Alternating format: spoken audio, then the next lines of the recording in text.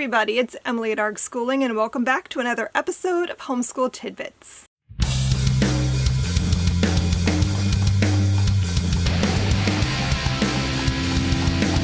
Welcome to Build Your Library's Homeschool Tidbits. Today we're doing episode 31, and we're going to be talking about 5 book recommendations that will build empathy. In this weekly video series, I will delve briefly into a topic related to homeschooling, and I'll share some of my knowledge and expertise as a longtime homeschooling mother of 4 children, 3 of whom have graduated, and 1 who is a recent college graduate. Our world needs more empathy and compassion. Humans have this ability to believe that the way they see the world is the only way to see the world. But empathy is the unique ability to understand and share the feelings of other people, to imagine what it's like to live in their shoes. So how can you teach that in an increasingly selfish society? Children who read a wide variety of diverse literature grow up to be more empathetic and compassionate humans. Reading books from perspectives that are different from your own can help you to see the world differently.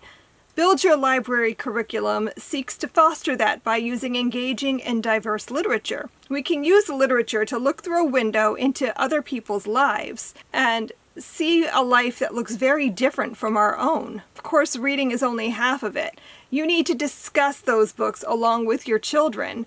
Read them together and talk about the big ideas that the author is presenting through the story. So today I want to share 5 book recommendations for middle grade titles. All of these books are appropriate for ages roughly 8 to 12. Some can be read with younger, some older, but 8 to 12 is the range here for middle grade. And these are all titles that I think will foster building empathy in your children. So first up, I want to talk about Ghost Boys by Jewel Parker Rhodes. Now, all of Jewel Parker Rhodes' books are fantastic and will work well for fostering empathy. But I chose this one in particular because I feel like it covers a controversial topic that maybe you find difficult to bring up and talk about with your children.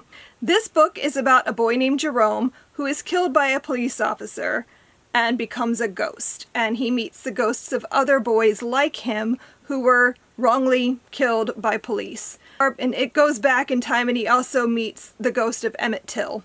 His is a story you hear on the news pretty frequently, unfortunately, and so having a story like this that you can work through with your child is so important. Through Jerome's story, we can talk about difficult subject matter in an age-appropriate way. It is sad and it is hard, but it's such an important topic to discuss with our children, and this gives you a great opportunity to do that. Next, I want to talk about Amari and the Night Brothers by B.B. Alston.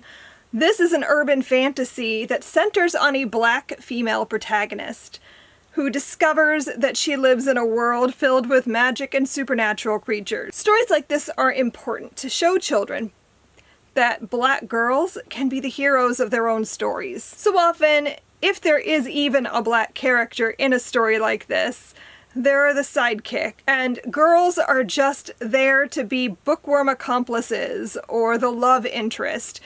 I appreciate that Amari gets to be in charge here, that she's the center of the story. I love that she's smart and she's determined and she can handle herself in all sorts of strange and dangerous situations. The third book I want to recommend is Dream Annie Dream by Waka T. Brown. This is another story with a female protagonist of color. This one is set in the 1980s. And we follow a Japanese-American girl who is realizing for the first time that the color of her skin might be the thing that keeps her from being able to pursue her dreams. This is a story about theater, about middle school friendships and the breakdown of those friendships, and racism. I love the character of Annie because while so many people in her life want to put her in her place, she knows she's better than what they expect of her, and she's determined to prove that. Next up is another favorite of mine, The Insignificant Events in the Life of a Cactus by Dusty Bowling. I just love this story. Avon is such an amazing protagonist. In this story, we follow the character of Avon, a little girl who is born without arms.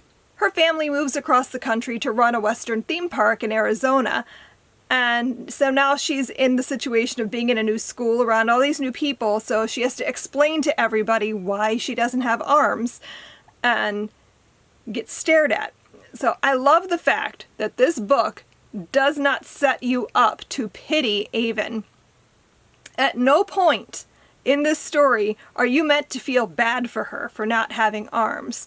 One of my biggest pet peeves when it comes to disability in literature is that so often a character who is disabled is wishing they could just be normal, or they're meant to be seen as sad, or, that they're less than other people. But Avon's not set up that way at all. She is vivacious and spunky, and she is the heroine of her story. She befriends a boy at school who has Tourette's, and again, it's portrayed in a way that teaches you what Tourette's is without making you feel bad for him. This is a fantastic story with a lot of heart and a pinch of mystery. And the last book that I want to recommend to you today is Speak Up by Rebecca Burgess. This is a middle grade graphic novel, and it is full of heart and music. Mia is a 12-year-old girl with autism, and she struggles at school because of bullies. She has a secret, though. Mia and her best friend, Charlie, make music together, and her alter ego, LQ, is a viral sensation. She feels stronger and more herself when she can express herself through music and poetry. But at school, the kids just see her as this weird girl who stims a lot and has an occasional freak out. When Mia and Charlie have the opportunity to perform at a talent show, she has to decide if she's strong enough to perform in front of a live audience and risk telling the world who she really is. Will they even accept her? I love Mia as a character. She is a very strong identity, and I love that although she's autistic, this story focuses more on how autism is a part of who Mia is rather than something that's wrong with her. She knows who she is, and she knows what she can do. And while the world might want her to just be normal like everyone else, she would rather they accept her for who she is instead. And I also love her friendship with Charlie, who has great non-binary representation in the story. Homeschooling is a big responsibility, and part of that responsibility is broadening our children's worldview. And sometimes that means reading books together that might make you feel uncomfortable. Reading diversely will help our children to build empathy and see the world from different perspectives. These are just a few of the many amazing books you can read together. Be sure to check out the Build Your Library book lists for more great diverse literature, as well as History Book by Book, which focuses on history and historical fiction titles. Hey guys, editing Emily. I just realized I forgot to include the code for the October giveaway in this video. So if you want to enter the October Build Your Library giveaway, then you want to use the code EMPATHY. So be sure to go check out the giveaway and enter the code. If you found this video helpful, I hope you'll check out Build Your Library curriculum.